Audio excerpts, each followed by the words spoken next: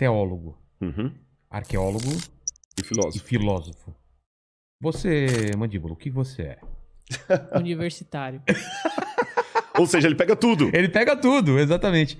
Então a gente pode falar sobre as três coisas. E eu queria falar da intersecção das coisas, né? A teologia, por exemplo, a arqueologia.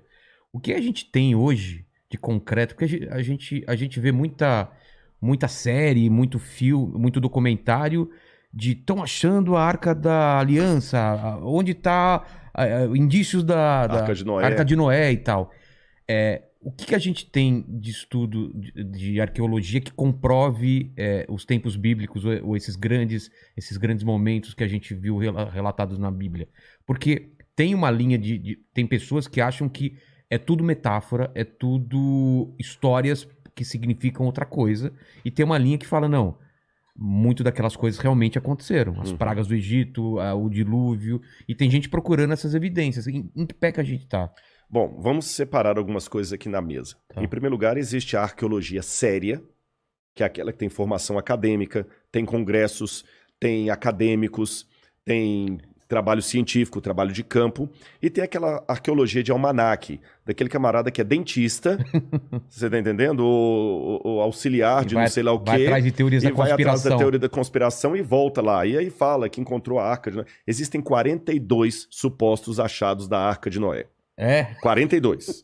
Você tá entendendo? Ah, mas que tem uma mancha. Olha, gente, desculpa. Aí que é a diferença entre ser crente e ser crédulo. Você tá entendendo? Aí que tem a diferença entre ser crente e ser crédulo. Eu sou crente, não sou crédulo. Aí o camarada me mostra uma fotografia de péssima qualidade, com uma borra preta no meio lá da neve, lá na Turquia, entre a Turquia e a Armênia, lá nos montes lá. Olha, tá vendo aqui, olha? É no formato formato da arca. E o cara vem com um desenzinho de computador, ainda faz assim, pô, o cara tá aqui debaixo da neve. Você foi lá? Não, Não. mas... Ou então aquelas histórias assim, porque um cara da NASA descobriu. Então, olha, vamos varrer tudo isso pro lixo. Por exemplo, o que eu já escutei, não sei se é verdade, que a Arca da Aliança estaria sendo guardada na Etiópia em segredo. Pois é. Já ouviu essa história também, já na Etiópia? não, claro. Na verdade, o que tem de verdadeiro e falso em tudo isso? Tem 10% de verdade e 90% de falso. Tem um pouco de verdade? O que é o ponto de verdade? Não em relação à arca propriamente dita, mas em relação a uma história que liga os etíopes aos judeus. Tá.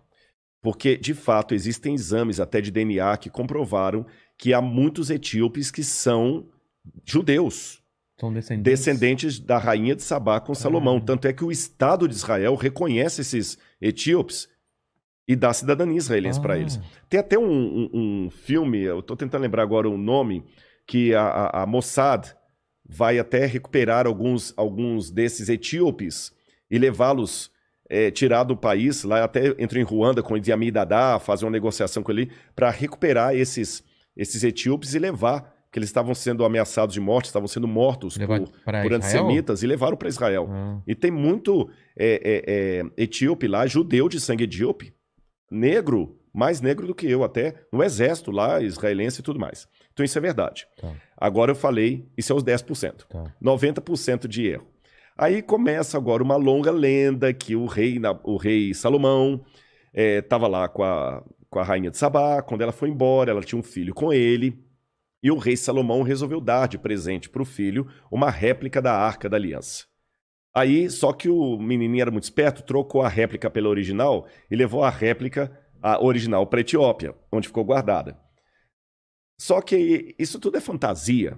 Nós não temos nada a respeito disso. O que nós temos?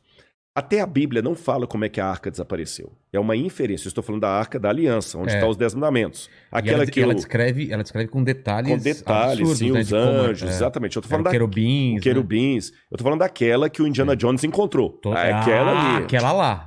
Caçadores da Arca Perdida. Aí o que acontece?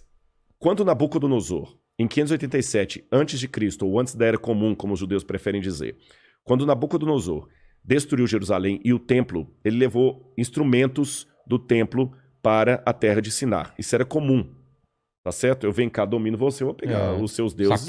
Saqueia. E a arca desaparece do cenário, não se fala mais nela. Quando os judeus reconstroem o templo, na época de Zorobabel, e esse templo até o templo que Jesus vai conhecer, não havia mais a arca lá dentro. Até o livro de Macabeus, que é um livro deuterocanônico, fala que mãos piedosas, entre elas Jeremias, esconderam a arca. Então é a única informação que nós temos. Então alguém escondeu Escondeu. mesmo. Ela está desaparecida. Eu poderia até aventar, nem sei se poderia chamar de hipótese, algo menos do que hipótese, uma inferência. Tá. Que essa arca, se for assim mesmo, se ela desapareceu na época de Nabucodonosor para ela não ser levada para a Babilônia, ela talvez estaria debaixo do Templo Monte. Quem vê uma foto de Jerusalém, tem aquela cúpula dourada, Tá ali era o debaixo. lugar do templo. Ela pode estar ali debaixo. Aí você fala, pô, por que não vai lá e escava? Pô, que eu não quero proclamar a Terceira Guerra Mundial. Exatamente. Só O lugar é isso. sagrado pros Dos muçulmanos, de onde Maomé Nossa. foi assunto ao paraíso. Treta. Não Nossa. pode. Você entendeu? Eu, de certa forma, escavei o Templo Monte. Ei. Mas como? Eu vou revelar aqui.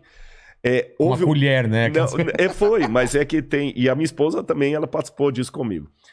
Os próprios administradores do Templo Monte ali, que são árabes, jordanianos, eles começaram a fazer uma reforma estrutural lá na Mesquita de Al-Aqsa e também no Domo da Rocha, clandestino. E eles tiravam caminhões e caminhões de entulho dali de madrugada. E levavam esse entulho e jogavam lá perto do Monte Scopus, lá perto da Universidade Hebraica. Um universitário, para fazer jus aqui ao mandíbula. Ao mandíbula. Olha a importância do universitário. Viu? O nome que aparece é do doutor lá, mas o universitário que ajudou. Ele passou, estudante de arqueologia, falou, pô, caramba, tá tirando de lá, jogando aqui. Conversou com Gabriel Barcai, que é um professor aposentado da Universidade Hebraica. O cara foi lá e falou, pô, já que eu não posso escavar lá, mas ninguém pede de peneirar aqui. Criou um sistema inédito, que a gente nunca tinha essa técnica de escavação, que é de peneiramento do entulho. E a gente encontrou muitas coisas ali, como, por exemplo, o azulejo do primeiro templo, etc, etc. E foi assim que eu participei também, o Sifting Project, que eles chamam. Ainda está em curso ainda. Mas, até agora, nada da arca. Mas os árabes estão escavando, então? Não. Foi uma reforma. Uma reforma clandestina. Escavaram, mas não com fins arqueológicos. Ah, entendi. Você entendeu? É como se você vá abrir uma vala aqui, Entendi. tira a terra e joga lá. Pô, o Vilela não deixou escavar na casa dele, mas tirou a terra e na terra tinha selos, selo do rei Ezequias, encontraram muitas moedas romanas.